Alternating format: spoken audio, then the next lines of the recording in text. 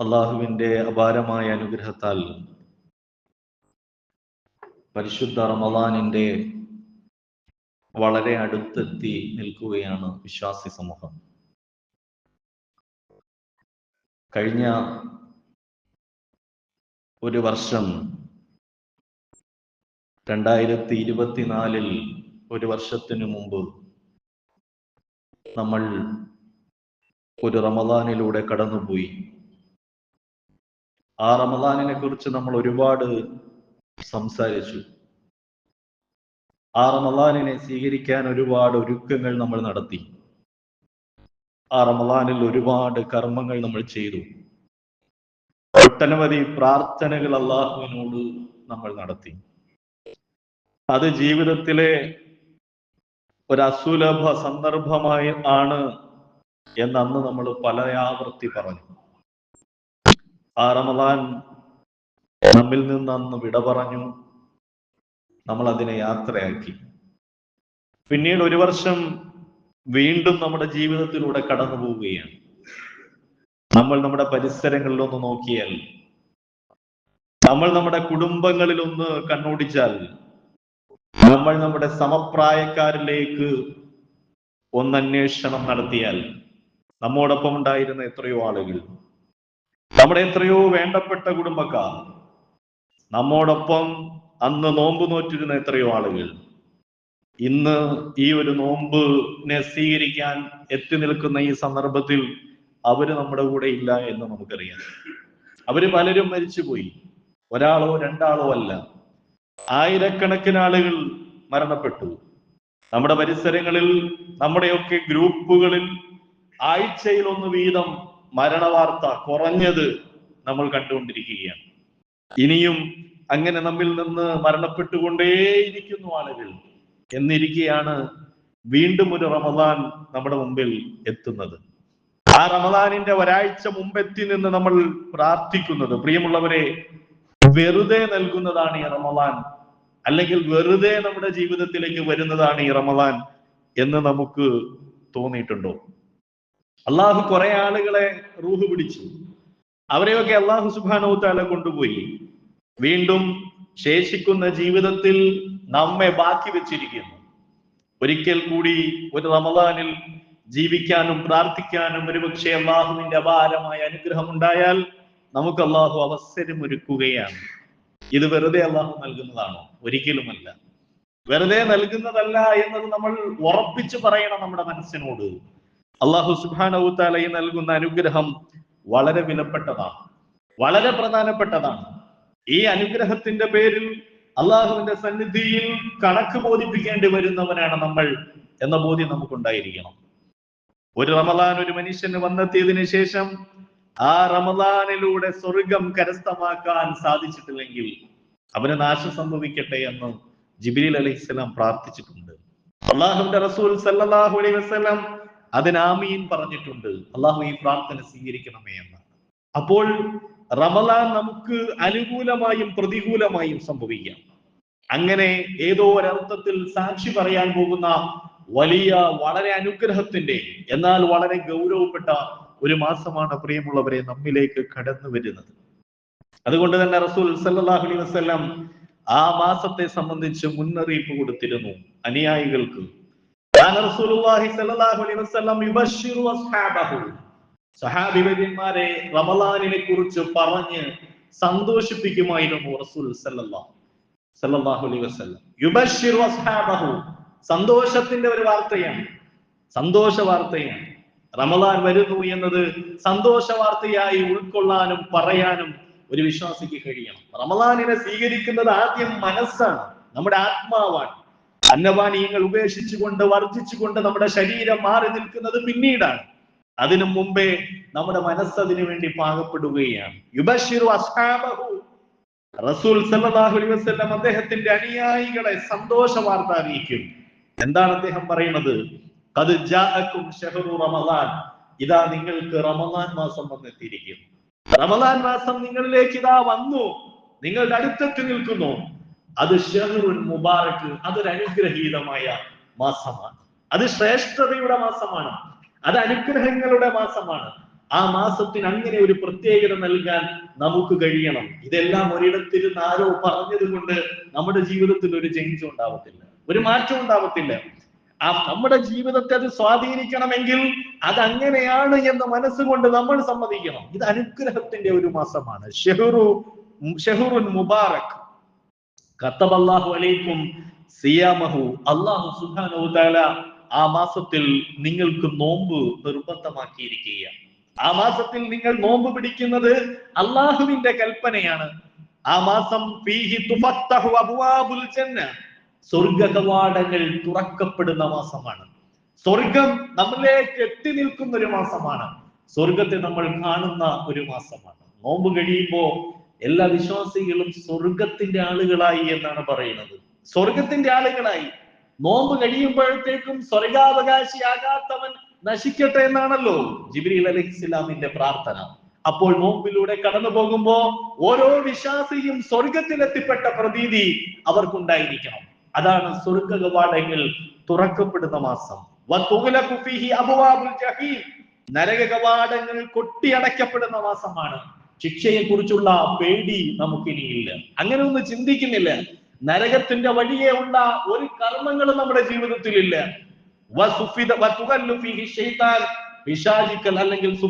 അല്ലെങ്കിൽ പിശാചുക്കൾ ചങ്ങലക്കിടുന്ന മാസമാണ്. ഏതോ ഒരു ചങ്ങലയിൽ എവിടെയോ ഒരു പിശാചിനെ പിടിച്ചു കെട്ടിയിടുന്നു എന്നല്ല ഇതിന്റെ അർത്ഥം. നേരെ മറിച്ച് തിന്മയുടെ ഒരവസരങ്ങളുമില്ല. പിശാചിന് പണിയെടുക്കാൻ പറ്റാത്ത സാമൂഹിക അന്തരീക്ഷം, പിശാചിന് പണിയെടുക്കാൻ പറ്റാത്ത മനസ്സ്, പിശാചിന് പണിയെടുക്കാൻ പറ്റാത്ത വീടുകൾ, പിശാചിന് പണിയെടുക്കാൻ പറ്റാത്ത പള്ളിക്കകങ്ങളും പള്ളിയുടെ അങ്കണങ്ങളും, പിശാചിന് പണിയെടുക്കാൻ പറ്റാത്ത നമ്മുടെ ഓൺലൈൻ മീഡിയകൾ, നമ്മുടെ സുഹൃത്ത് ബന്ധങ്ങൾ, നമ്മുടെ അയൽപക്ക ബന്ധങ്ങൾ, എല്ലായിടങ്ങളിലും പ്രാർത്ഥനകൾ കൊണ്ട് നിറയുന്ന മാസം, എല്ലായിടങ്ങളിലും ഇഫ്താറുകൾ കൊണ്ട് സമ്പന്നമാകുന്ന മാസം, എല്ലായിടങ്ങളിലും രഹസ്യമായും ഉച്ചത്തിലും പരിശുദ്ധ ഖുർആനിന്റെ പാരായണങ്ങൾ ധാരാളമായി നടക്കപ്പെടുന്ന മാസം. അതാണ് ഷഹ്റു റമദാൻ എന്ന് പറഞ്ഞാൽ. ആ മാസത്തിൽ ഒരു വലിയ പ്രത്യേകത വീണ്ടും ഉണ്ട്. റസൂൽ പറയുകയാണ്, ആളുകളെ സന്തോഷിപ്പിക്കുകയാണ്, ഫീഹി ലൈലത്തുൻ ഖൈറും മിൻ അൽഫി ശഹർ. മനുഷ്യന്റെ ഒരായുസിനെ കുറിച്ചാണ്. ആ മാസത്തിൽ ഫീഹി ലൈലത്തിന് ഒരു രാത്രിയുണ്ട്, ഖൈറും മിൻ അൽഫി ശഹർ. അത് 1000 മാസങ്ങളെക്കാൾ ശ്രേഷ്ഠമായ ഒരു രാത്രിയാണ്, ഒരൊറ്റ ദിനമാണ്. 83 വർഷത്തിലധികം ഒരു മനുഷ്യൻ ജീവിതം കൊണ്ട് ഒരാൾക്ക് നേടാൻ പറ്റുന്ന സൽക്കർമ്മങ്ങൾ ആലോചിച്ച് നോക്ക്. 83 വർഷം എന്ന് പറയുന്നതിൽ ഒരു 10-15 വർഷം കുട്ടിക്കാലത്ത് കടന്നു പോകും. ബോധമില്ലാത്തൊരു കാലമുണ്ട്, ശരി തെറ്റുകളെ തിരിച്ചറിയാൻ പറ്റാത്തൊരു കാലമുണ്ട്. ആ കാലഘട്ടത്തിൽ നമ്മൾ ബോധപൂർവം നന്മകൾ ചെയ്യുന്നുണ്ടാവില്ല, നന്മകളുടെ കൂമ്പാരം ഉണ്ടാകുന്നില്ല. നേരെ മറിച്ച് അതുൾപ്പെടെ കൂട്ടിയാൽ 83 വർഷം എന്ന് പറയുന്നത് വളരെ സമ്പന്നമായ ഒരു മനുഷ്യായുസാണ്. ആ ഒരു മനുഷ്യായുസ് കൊണ്ട് ഒരു മനുഷ്യൻ നേടിയെടുക്കുന്ന കർമ്മങ്ങളെക്കാൾ ശ്രേഷ്ഠവും ഉത്തമവുമായ വിധത്തിലുള്ള പ്രതിഫലങ്ങൾ നിങ്ങളെ കാത്തിരിക്കുന്ന ഒരു രാവ് അതിലുണ്ട്. ഇത് പ്രതീക്ഷയുടെ ഒരു വർത്തമാനമാണ്. എത്ര കാലം കൊണ്ട് നമ്മൾ ഇത് കേൾക്കുകയാണ്. എല്ലാ റമദാനിലും ഇത് കേൾക്കുന്നില്ലേ എന്ന് നമ്മൾ വിചാരിക്കും. പ്രിയമുള്ളവരെ, കേൾക്കുന്നത് കൊണ്ട് കാര്യമില്ലല്ലോ. എത്ര പ്രാവശ്യം കേട്ടാലും ഈ കേൾക്കുന്നത് നമ്മുടെ ജീവിതത്തിലേക്ക് വരണമല്ലോ. നമ്മൾ ഇതിനെ അവ്വിധം സ്വീകരിക്കണമല്ലോ. ഫീഹി ലൈലത്തുൻ ഖൈറും മിൻ അൽഫി ശഹർ. അത്രയും സുന്ദരമായ രാത്രി കുടികൊള്ളുന്ന ഒരു മാസമാണ് ഈ മാസം എന്ന് റസൂൽ സല്ലല്ലാഹു അലൈഹി വസല്ലം പറഞ്ഞു. മൻ ഹുരിമ ഖൈറഹ. ആ മാസത്തിന്റെ നന്മകൾ ആർക്കെങ്കിലും തടയപ്പെട്ടാൽ, ആ മാസത്തിന്റെ ഖൈറുകൾ ആർക്കെങ്കിലും തടയപ്പെട്ടാൽ, ഫഖദ് ഹുരിമ, അവനെല്ലാം തടയപ്പെട്ടവനാണ്, എല്ലാം തടയപ്പെട്ടവനാണ്, എല്ലാ അർത്ഥത്തിലും നശിച്ചവനാണ് അവൻ. ഇന്നേ നമ്മൾ പറയുകയാണ്, 2 മാസം മുമ്പേ പ്രാർത്ഥിക്കുകയാണ്, അല്ലാഹുമ്മ ബല്ലിഗ്നാ റമളാൻ. അങ്ങനെ ആ റമളാനിൽ നമ്മൾ എത്തിപ്പെട്ടു എന്ന് കരുതുക. അതിന്റെ ഒരു ദിവസം കടന്നുപോയി, 2ഉം 3ഉം 4ഉമായി വളരെ പെട്ടെന്ന് ഇങ്ങനെ ആ ദിവസങ്ങൾ കടന്നു പോകുമ്പോ ജീവിതത്തിൽ ഒരു ചേഞ്ചും ഉണ്ടാകുന്നില്ല, ഒരു മാറ്റവും ഉണ്ടാകുന്നില്ല, ഒരു പ്രത്യേകതകളും ജീവിതത്തിലില്ല.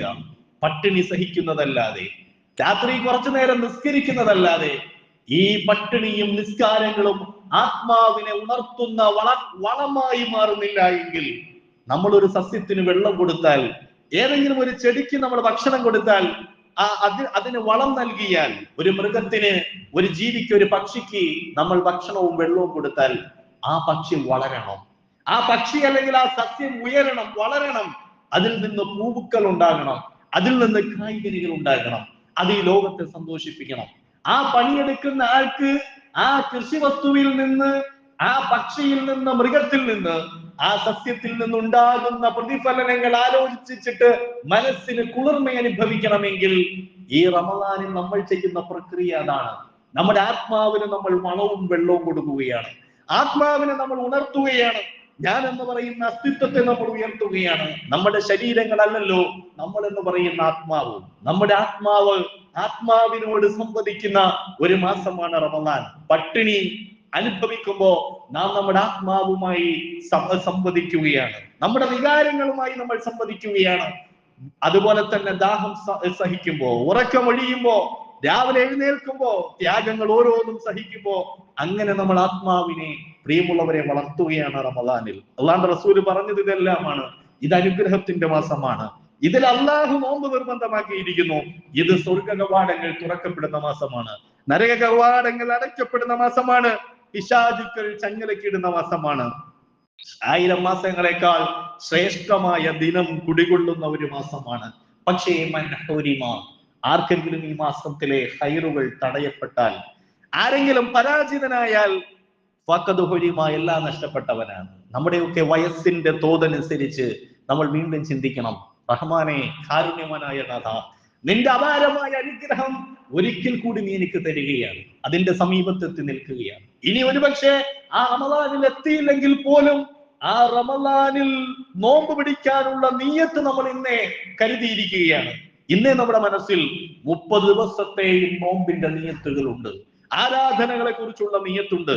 റസൂൽ സല്ലല്ലാഹു അലൈഹി വസല്ലം പഠിപ്പിച്ചു, ഇദാ മരിദൽ അബ്ദു, അങ്ങനെ ആ റമദാൻ മാസം എത്തിച്ചേരുമ്പോ, ആ സന്ദർഭം വന്നെത്തുമ്പോ, ഒരാൾ രോഗിയായി പോയാൽ, സാഫറ അല്ലെങ്കിൽ യാത്രക്കാരനായി പോയാൽ, ഇനി ഒരുപക്ഷെ അയാൾ മരണപ്പെട്ടു പോയാൽ തന്നെ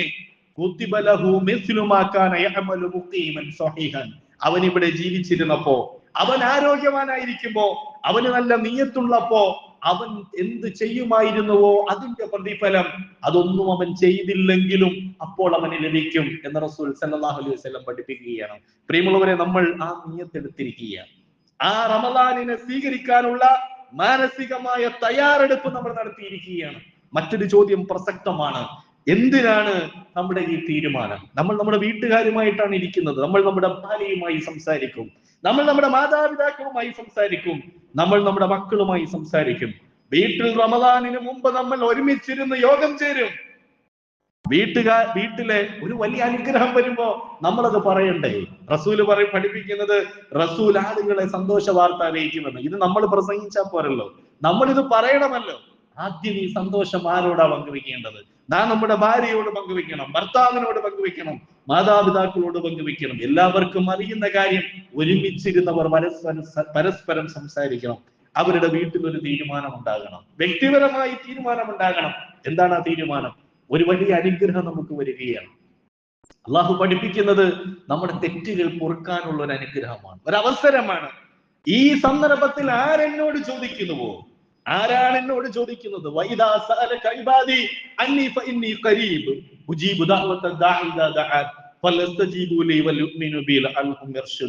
പ്രവാചകരെ, ആളുകൾ താങ്കളുടെ അടുത്ത് വന്ന റബ്ബിനെ പറ്റി ചോദിക്കുകയാണ്, അള്ളാഹുവിനെ പറ്റി ചോദിക്കുകയാണ്. ആ റബ്ബിനെ പറ്റി അന്വേഷിക്കുന്നവരോട് പറയേ, ഞാൻ അവന്റെ അടുത്താണ്. അവന്റെ അടുത്തുണ്ട്, അവന്റെ അടുത്തുണ്ട്. ഈ അടുത്തുണ്ട് എന്ന് പറയുന്ന റബ്ബ് എപ്പോഴും നമ്മുടെ അടുത്തുണ്ട്. പക്ഷേ റമദാനിൽ ആ റബ്ബ് പ്രത്യേകം നമ്മുടെ അടുത്തുണ്ട്.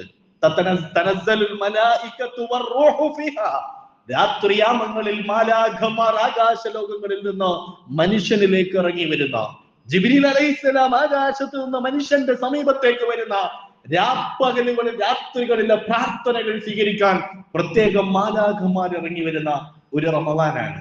ആ റമദാനിൽ എന്റെ റബ്ബ് എന്റെ അടുത്തിരിക്കുകയാണ്, എന്റെ അടുത്ത് വന്നിരിക്കുകയാണ്. ഇത്രയധികം ഓഫറുകൾ എന്നോട് തന്നിരിക്കുകയാണ്. ഞാൻ എന്ത് ചെയ്യണം? ഞാൻ എന്നെ പറ്റി ആലോചിക്കണം. എന്തെല്ലാമാണ് എന്റെ പ്രശ്നങ്ങൾ? എന്റെ ആരാധനകൾ എങ്ങനെയാണ്? എന്റെ ജീവിതം എങ്ങനെയാണ്? എന്റെ ജീവിതത്തിന്റെ എനിക്ക് കുറെ സ്വപ്നങ്ങളുണ്ടല്ലോ, ഒരിക്കലും അവസാനിക്കാത്ത സ്വപ്നങ്ങൾ, കുന്നുകൂടുന്ന സ്വപ്നങ്ങൾ കാരണം അനുഭവിക്കുന്ന ടെൻഷനുകൾ, അസ്വസ്ഥതകൾ, ബേജാറുകൾ, സന്തോഷമില്ലായ്മ ജീവിതത്തിന്റെ എല്ലാ പ്രശ്നങ്ങളും ഇവിടെ നമ്മൾ ഇറക്കി വെക്കണം. എന്റെ റബ്ബിനോട് പറയണം, എന്റെ റബ്ബിനോട് അടുത്തിരിക്കണം. ഇതാണ് ഒന്നാമത് നമ്മൾ ചെയ്യേണ്ടത്. മാനസികമായ ഒരുക്കമാണ്. പട്ടിണി ഇരിക്കുമ്പോഴും പട്ടിണി ഇരുന്നിട്ട് നമ്മൾ സംവദിക്കുന്നുണ്ട്, സംസാരിക്കുന്നുണ്ട്. അത് നമ്മുടെ റബ്ബിനോടാണ്, അള്ളാഹുവിനോടാണ്. അള്ളാഹുവേ, ശിഷ്ടകാലത്തെ ഒരു ജീവിതമുണ്ട്, ഈ ദുനിയാവിലെ നശ്വരമായ ഒരു ജീവിതമുണ്ട്. ആ ജീവിതവും പേറിയുള്ള ഈ യാത്രയുടെ വഴികളിൽ സംഭവിച്ചു പോയ തെറ്റുകൾ ഓരോന്നും ഞാൻ ഓർത്തെടുക്കുകയാണ്. അതിനാണ് ഇസ്തിഗ്ഫാറിന്റെ മാസം. ഇത് ഇസ്തിഗ്ഫാറിന്റെ മാസം എന്ന് റബ്ബ് പറഞ്ഞല്ലോ. അള്ളാഹുവിനോട് പാപമോചനം തേടാനുള്ള മാസമാണ്. ഏത് പാപമോചനത്തെ കുറിച്ചാണ് ചോദിക്കുന്നത്? നമ്മൾ അറിഞ്ഞോ അറിയാതെയോ സംഭവിച്ചു പോയ എല്ലാ പാപത്തിന്റെയും മോചനം അള്ളാഹുവിനോട് ചോദിക്കുകയാണ്. അള്ളാഹു ഒരു വർഷക്കാലം ജീവിക്കാൻ ആയുസ് തന്നിട്ടും ആ വർഷത്തിൽ എനിക്ക് എന്താണ് എന്റെ റബ്ബിന് തിരികെ കൊടുക്കാൻ സാധിച്ചത് എന്ന ചോദ്യത്തിൽ, എന്താണ് ആരാധനയുടെ മാർഗങ്ങളിൽ, എന്താണ് സൽക്കർമ്മങ്ങളുടെ മാർഗങ്ങളിൽ, ത്യാഗപൂർണമായ ജീവിതത്തിന്റെ വഴികളിൽ 1000 പേർ അവരുടെ ജീവൻ കൊടുത്ത് ഷഹാദത്ത് വരിച്ച് കടന്നുപോയ ഒരു വർഷത്തിൽ പക്ഷേ എനിക്ക് എന്റെ റബ്ബിന് എന്ത് കൊടുക്കാൻ കഴിഞ്ഞു എന്ന ആലോചനയാണ്. ആ ആലോചനകൾ കുറ്റബോധമായി മാറുമ്പോ റബ്ബിനോട് ഇസ്തിഗ്ഫാർ നടത്താൻ, അശ്ഹദു അല്ലാ ഇലാഹ ഇല്ലല്ലാഹ് അസ്തഗ്ഫിറുല്ലാഹ് അസ്അലുക്കൽ ജന്ന വഅഊദു ബിക മിനൻ നാർ. ഇസ്തിഗ്ഫാർ നടത്താൻ മനുഷ്യൻ പര്യാപ്തനാവും, അവൻ അതിന് സന്നദ്ധമാകും. അപ്പൊ നമ്മൾ നമ്മുടെ മക്കളോട് ചോദിക്കണം, മക്കളെ നോക്കണം, അവരുടെ കുറവുകൾ എന്താണ്, അവരുടെ പോരായ്മകൾ എന്താണ്. ഇങ്ങനെ ഓരോരോ പോരായ്മകളിലും ചെറിയ ചെറിയ സംസാരങ്ങൾ മുതൽ അവരുടെ ആരാധനാകാര്യങ്ങളിൽ, അവരുടെ ജീവിത ശൈലികളിൽ എല്ലായിടത്തുമുള്ള കുറ്റകൃത്യങ്ങളെ മാറ്റാൻ, പോരായ്മകളെ നമുക്ക് ഇല്ലാതാക്കാൻ, എന്നിട്ട് നല്ല ഒരു ജീവിതത്തെ കെട്ടിപ്പടുക്കാൻ. തുരുമ്പ് പിടിച്ചു കിടക്കുന്ന ഹൃദയത്തെ ഇരുമ്പ് തുരുമ്പ് പിടിക്കുമല്ലോ. തുരുമ്പ് പിടിക്കുന്ന ഇരുമ്പിനോടാണ് അള്ളാഹുവിന്റെ റസൂൽ സല്ലല്ലാഹു അലൈഹി വസല്ലം മനസ്സിനെ ഉപമപ്പെടുത്തിയത്.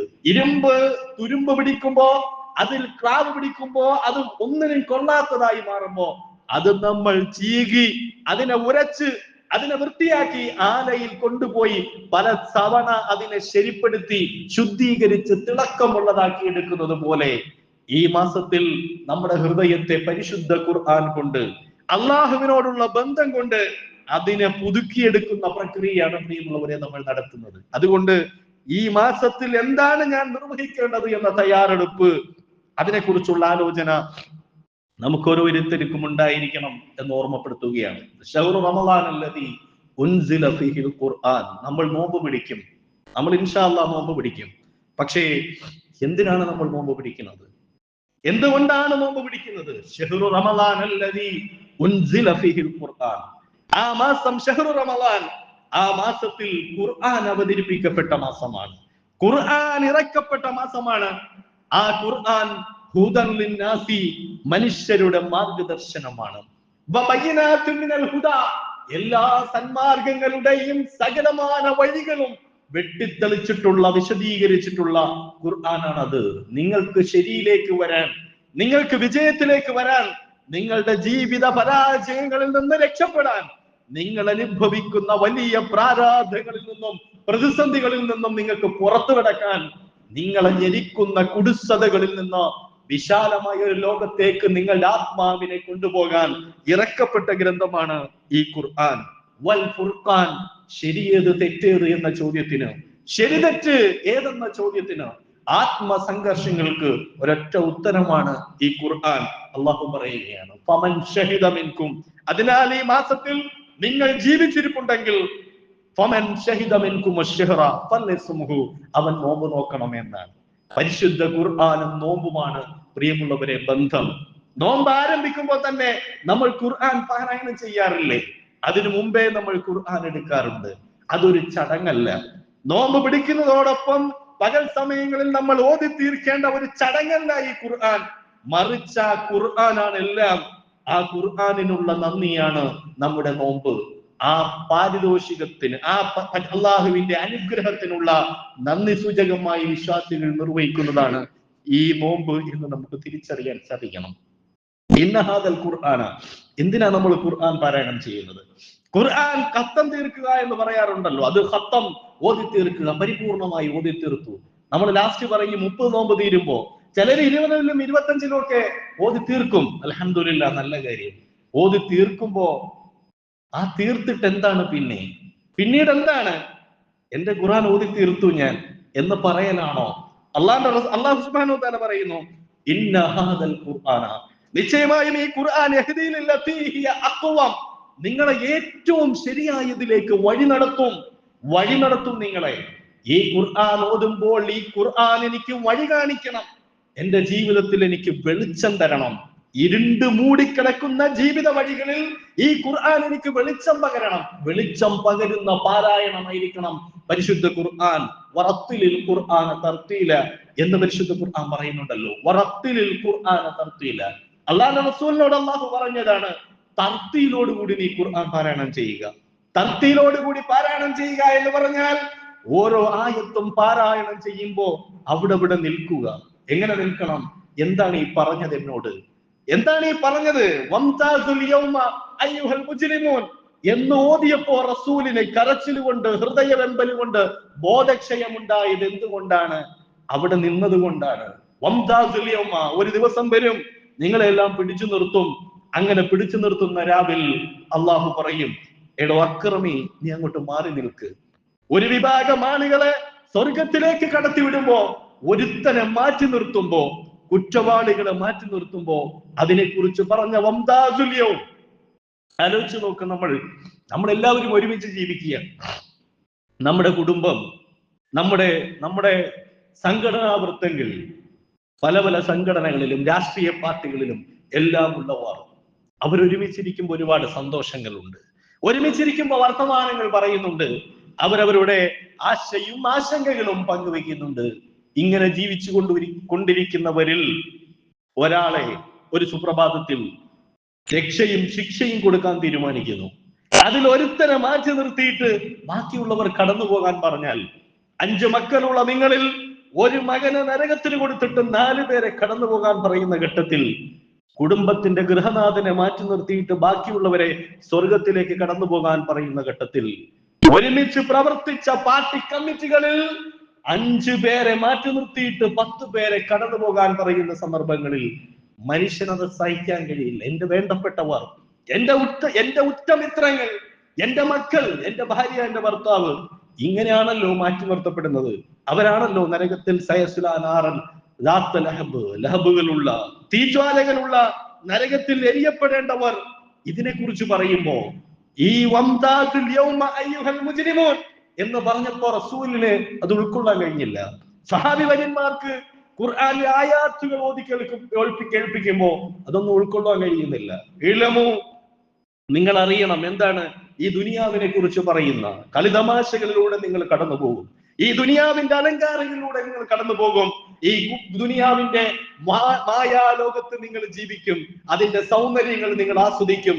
അങ്ങനെ ദുനിയാവാണ് ജീവിതം എന്ന് പറഞ്ഞ് നിങ്ങൾ ആസ്വദിച്ചു കൊണ്ടിരിക്കും. പക്ഷേ കമസലി ഗൈഫിൻ അഅജബൽ കുഫാറ നബാതു, നിങ്ങൾ ആസ്വദിപ്പിച്ച, നിങ്ങൾ സന്തോഷിച്ച, നിങ്ങൾ അനുഗ്രഹമായി കണ്ട ഈ ദുനിയാവ് പക്ഷെ ഒരു മഴ പെയ്യുന്നത് പോലെ, മഴ പെയ്ത് തോരുമ്പോ കമസലി ഗൈഫിൻ അഅജബൽ കുഫാറ, മുളച്ചു വന്ന സസ്യലതാദികൾ അതിങ്ങനെ കണ്ട് കർഷകൻ സന്തോഷിച്ചതുപോലെ, പൊടുന്നനെ ഒരു വെയിൽ വന്ന്, വെള്ളപ്പൊക്കം വന്ന്, ഒരു മഹാമാരി വന്ന് അത് നശിച്ചില്ലാതാകുമ്പോൾ എല്ലാം ഇല്ലാതായി പോയതുപോലെ നിങ്ങൾ കെട്ടിപ്പൊക്കുന്ന സാമ്രാജ്യങ്ങൾ ഇവിടെ ഇട്ടിട്ട് നിങ്ങൾ കടന്നു പോകുന്ന ഒരു രംഗമുണ്ട്, അല്ലെങ്കിൽ അതൊക്കെ നശിച്ചു പോകുന്ന ഒരു രംഗമുണ്ടെന്ന് പഠിപ്പിക്കുന്ന ഖുർആൻ. അപ്പോഴാണ് നമ്മൾ നമ്മുടെ ബിസിനസിനെ കുറിച്ച് ആലോചിക്കുക, ഞാൻ ഉണ്ടാക്കിയ എന്റെ സ്വപ്നങ്ങളെ കുറിച്ച് ആലോചിക്കുക, എന്റെ ശേഷിപ്പുകളെ കുറിച്ച് ചിന്തിക്കുന്നത്. അങ്ങനെ ഒരുപാട് കാര്യങ്ങൾ ചിന്തിക്കാൻ ഈ ഖുർആൻ നമ്മെ പ്രേരിപ്പിക്കും. ഇന്ന ഹാദൽ ഖുർആന യഹ്ദീ ലില്ലതീ ഹിയ അഖ്വം, ഏറ്റവും ചൊവ്വായതിലേക്ക് നിങ്ങളെ ഈ ഖുർആൻ എത്തിക്കും. വയുബശ്ശിറുൽ മുഅ്മിനീന അല്ലദീന യഅമലൂന സ്വാലിഹാത്ത്, എന്നിട്ട് നിങ്ങൾക്ക് ശരിക്കുള്ള വഴികൾ ഖുർആൻ കാണിച്ചു തരും. നിങ്ങൾ ചെയ്യുന്ന സൽക്കർമ്മങ്ങൾക്ക് പ്രതിഫലമുണ്ടെന്ന് സന്തോഷ വാർത്ത ഈ ഖുർആൻ നമ്മെ അറിയിക്കും. എല്ലാ ദുരന്തങ്ങൾക്കും അപ്പുറം അവസാനം മരണം എന്ന ഒരു മാരകമായ സംഗതി ഉണ്ടല്ലോ. ആ മരണ സന്ദർഭത്തെ കുറിച്ചും നിങ്ങൾക്ക് സന്തോഷത്തിന്റെ വാർത്ത ഈ ഖുർആൻ നിങ്ങളെ അറിയിക്കും. അതിനെയും നിങ്ങൾ ത്രാണിയോടെ നേരിടും. ഇതല്ലാത്ത വഴികളിലൂടെ നിങ്ങൾക്ക് പോയാൽ പരാജയം സംഭവിക്കുമെന്ന് നിങ്ങളെ ഈ ഖുർആൻ പഠിപ്പിക്കും. അതുകൊണ്ടാണ് ഈ ഖുർആൻ വഴികാട്ടിയായത്. ഏറ്റവും ശരിയായ വഴികളിലൂടെ ഈ ഖുർആൻ നിങ്ങളെ നയിക്കുന്നത്, ഈ ഖുർആൻ സന്തോഷ വാർത്ത അറിയിക്കുന്നത് എന്ന് പ്രിയമുള്ളവരെ നമ്മൾ അറിയണം. അപ്പോൾ ഖുർആനിനെ നമ്മൾ അങ്ങനെയാണ് സ്വീകരിക്കേണ്ടത്. ഇതൊരു ചടങ്ങിന്റെ പാരായണമല്ല. വിശ്വാസികൾ മനസ്സിലാക്കണം എന്ന് ഖുർആൻ അള്ളാഹു ആവർത്തിച്ച് പറഞ്ഞു. ഈ ഇറക്കപ്പെട്ടുകൊണ്ടിരിക്കുന്ന പരിശുദ്ധ ഖുർആനിൽ ശിഫാഉൻ, രോഗശമനം നിങ്ങൾക്കുണ്ട്, നിങ്ങൾക്ക് ആശ്വാസമുണ്ട്. വറഹ്മത്തുൻ, കാരുണ്യമുണ്ട്. ലിൽ മുഅ്മിനീൻ, ഇതിൽ വിശ്വസിക്കുന്നവർക്ക്, ഇതിനെ സ്വീകരിക്കുന്നവർക്ക്. വലാ യസീദുൽ ളാലിമീന, ഇതിനെ പരിഗണിക്കാത്തവരുണ്ട്, ഇതിനെ പുറങ്കാലുകൊണ്ട് തള്ളുന്നവരുണ്ട്. എന്ത് ഖുർആൻ എന്ന് ചോദിക്കുന്നവരുണ്ട്. ഇനി ഇതൊക്കെ അറിഞ്ഞിട്ടും വേണ്ടെന്ന് വെച്ചവരുണ്ട്. അനുഗ്രഹത്തിന്റെ മാസമായ റമദാൻ വന്നെത്തിയിട്ട് പോലും ആ ഖുർആനിനെ ഒന്ന് സ്വീകരിക്കാമെന്ന് വിചാരിക്കാത്തവരുണ്ട്. അള്ളാഹു പറയുന്നു, വലാ യസീദുൽ ളാലിമീന ഇല്ലാ ഖസാറ, അവർക്ക് ഇനിയും നാശങ്ങൾ വന്നുകൂടാൻ പോവുകയാണ്. ഇനിയും പരീക്ഷണങ്ങൾ അവർക്ക് വരും. അവസാനം പടുനാശത്തിൽ അവർ എത്തിപ്പെടും. അവർക്ക് നാശമല്ലാതെ അള്ളാഹു വർദ്ധിപ്പിച്ചു കൊടുക്കുകയില്ല. അതേ അവസരത്തിൽ ഈ ഖുർആനിനെ സ്വീകരിക്കുന്നവർക്ക് ഷിഫാഉൻ, രോഗശമനമുണ്ട്. എന്താണ് രോഗം? എന്താണ് രോഗം? ആത്മാവിന്റെ രോഗം, മനസ്സിന്റെ സംഘർഷങ്ങൾ.